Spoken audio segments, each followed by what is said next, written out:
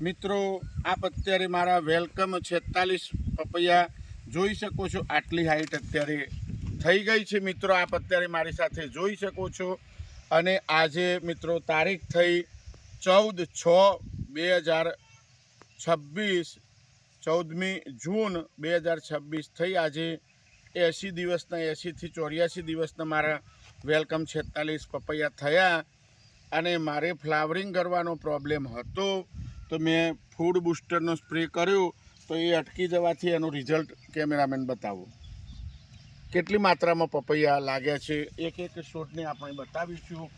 મારે પણ temperature plus minus થવાથી ફ્લાવરિંગ ઘટતું હતું તો મેં ફૂડ બૂસ્ટરનો સ્પ્રે મારેલો, એક 15 લીટરના પંપની અંદર 40 ml નાખીને, તો સરસ રિઝલ્ટ મળ્યું।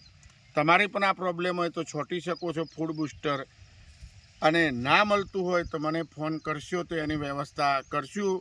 ગમે ત્યાંથી વ્યવસ્થા કરીને આપણે ફૂડ બૂસ્ટરનો સ્પ્રે કરાવશું, એ પણ તમને જણાવી દઉં। ના છોટવું તમારી મરજી છે, મેં પોતે યુઝ કરેલું છે એટલા માટે આ જણાવું છે। આ નાના છોડમાં પણ જુઓ તો એનું રિઝલ્ટ પણ તમને દેખાશે। અને હ્યુમિગોલ્ડનો ફાયદો, આ ગ્રીનરી તમે જુઓ મિત્રો, આ હ્યુમિગોલ્ડનો ફાયદો છે। ઘણા ખેડૂતો પાણી પણ ઓછું આપતા હોય છે, પાણીનો ભેજ પણ બતાવો કેમેરામેન, પ્રોપર ભેજ છે। આપ તમે જુઓ આ લીલ વરેલી, અને અરસિયા પણ કેટલા છે કેમેરામેન ધીરે રહીને તમને બતાવશે। અરસિયાની હગાર પણ તમે જોઈ શકો છો। અને એવું નહીં મિત્રો, નાનો છોડ હોય તો એ ફ્લાવરિંગ જુઓ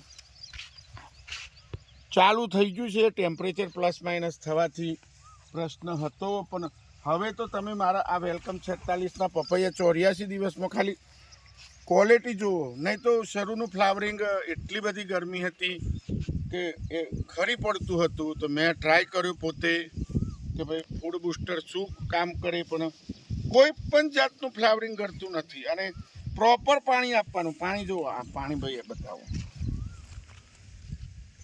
પ્રોપર પાણી આપવાનું। અને છોડ ખૂબ નબળા પડતા હોય, ખાતર ના ઉઠાવતા હોય તો હ્યુમિગોલ્ડ ડ્રિન્ચિંગ કરો યા ડ્રીપમાં ચડાવી દો તો એનો પણ ફાયદો થશે। અમે એમને એમ નથી કહેતા ફૂડ બૂસ્ટર શેના માટે મારવાનું। આપ કેમેરામેન બતાવો તો હાઈટ પણ જુઓ તમે, હાઈટથી તમને ખ્યાલ આવશે। અને પપૈયાની તંદુરસ્તી, કોઈ બી છોડ જોવો એવું નહીં।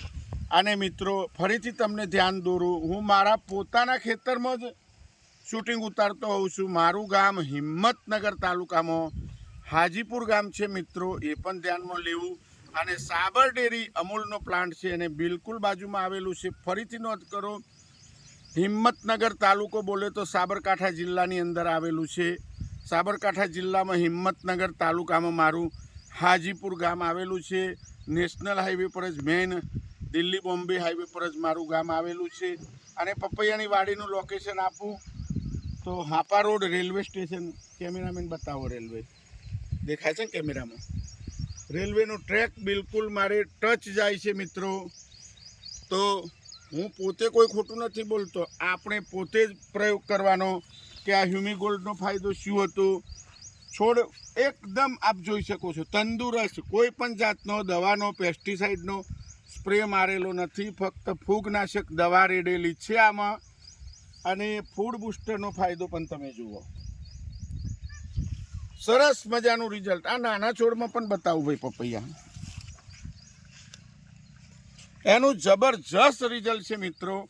તો તમે પણ અચૂકથી મારો, ના મળે તો મને કહેશો તો એની વ્યવસ્થા થઈ જશે। આ દુનિયામાં કોઈ વસ્તુ અશક્ય નથી। પાછા જઈને ભાઈ આ છોડ પણ બતાવો। તો મિત્રો હું પોતે મારા ખેતરમાં જ પ્રયોગ કરતો હોઉં છું, અને મારા ખેતરનું જ આ એડ્રેસ તમને આપ્યું। રેલવે સ્ટેશનની બાજુમાં હાજીપુર, સાબરકાંઠા જિલ્લામાં આવેલું છે, હિંમતનગર તાલુકામાં। એ પણ તમારે ધ્યાનમાં લેવું। તો વારે ઘડીએ મને ફોન કરીને ડિસ્ટર્બ નહીં કરવો પડે। આ રેલવે ફરીથી બતાવી દો ભાઈ, રેલવે સ્ટેશન પણ ખેતરમાં જ છે।